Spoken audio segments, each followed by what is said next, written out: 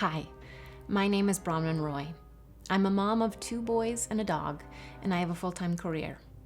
I'm here with you to explore new ways to improve quality of life and happiness through mindset, habits, and health. A healthy, happy, productive life. That's all we want, right? Easier said than done. The nourishment you fill your body with daily makes a tremendous difference. A variety of nutrients from whole foods, plenty of water, sleep, and exercise. But one sneaky, less obvious part of your diet could be falling through the cracks. Your information diet. The information you ingest on a daily basis can have a profound effect on your mental state. And believe it or not, like sugar or artificial foods, the wrong information diet can actually speed up your aging process. This little fact blew me away. So let's take the past couple of years, for example. Lots has happened. The world seems on fire. When CNN invented the 24-hour news cycle in the 1980s, suddenly news outlets had pressure to deliver more and more. And as the number of news outlets grew over the years, competition for viewership, loyalty, and eventually clicks resulted in increasingly salacious, toxic, polarizing content. Of course, there are news outlets that provide practical, relevant content that has a direct impact on your daily life. But with over 3,000 outlets in the US, not even including bloggers, talk show hosts, and podcasts, the competition for your attention is fierce. When we are presented with a news story that raises our concern, watch what happens. First, the information is sent to the amygdala, the area of the brain that's responsible for processing our emotions. If the amygdala interprets the images and sounds as dangerous, a distress signal is sent to the hypothalamus. This produces a cascading effect, a hormone known as epinephrine throughout your body. Involuntary body functions are triggered, such as increased blood pressure, heartbeat, breathing, and what's known as our fight or flight response. Now, of course, we can recover from this. Once the body perceives the danger's gone, our parasympathetic nervous system, or the brake or antidote to the stress response, kicks in. But here we are, back to the 24-hour news cycle, and those notifications popping up on your phone. The stress is constant. So your body is creating constant surges of epinephrine, which can damage blood vessels and arteries, increasing blood pressure and raising the risk of heart attacks or strokes. Elevated cortisol levels create physiological changes that help to replenish the body's energy stores that are depleted during the stress response. But they inadvertently contribute to the buildup of fat, tissue, and to weight gain. Are you seeing my metaphor here? This sugary diet is not working for you. Okay, bear with me as I continue on the sugar thing. So if it's bad for you, why do we keep coming back? In a study done out of Ohio University, participants were shown images of things that would arouse positive feelings, negative feelings, and neutral feelings, all the while having their brain's electrical activity monitored in the cerebral cortex. As one might suspect, the brain's activity was the strongest when participants were shown images that produced negative feelings. Scientists refer to this as the negativity bias. But this bizarre inclination towards negative feelings is harmful in the long run.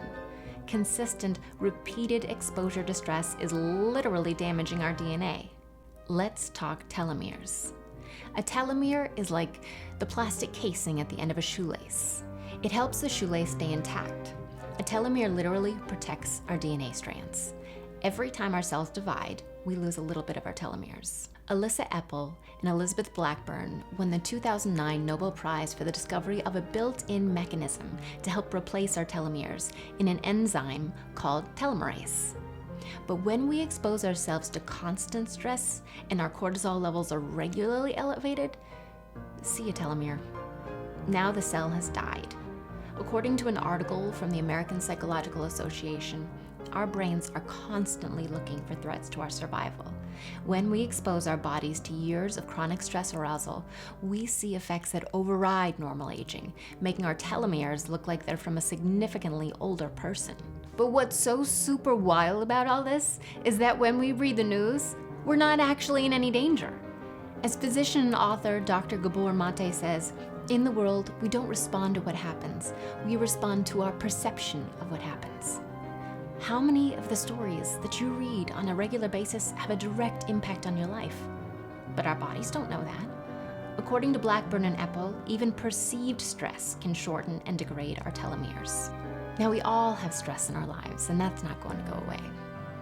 We can work to reduce it, of course, through deliberate actions such as reducing negative inputs, seeking out opportunities for relaxation and mindfulness, and other stress-reducing activities. But according to the research, just changing our attitude towards our circumstances can reduce the damage to our health all the way down to a cellular level. So, back to our diet.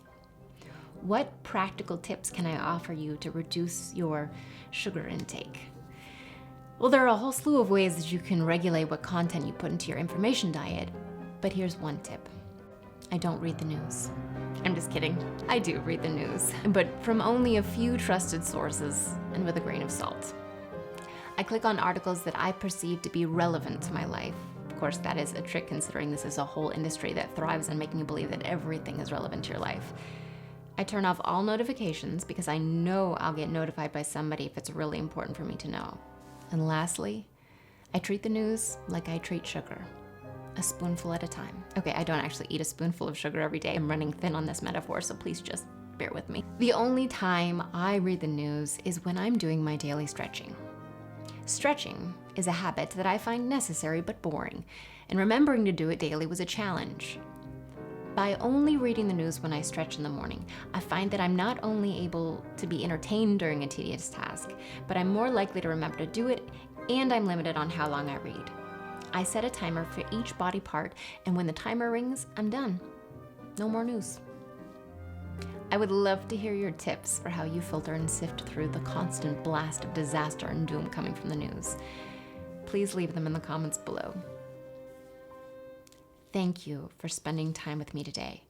If you'd like to explore more ways to improve your life and happiness through mindset, habits, and health, please like and subscribe. Be well.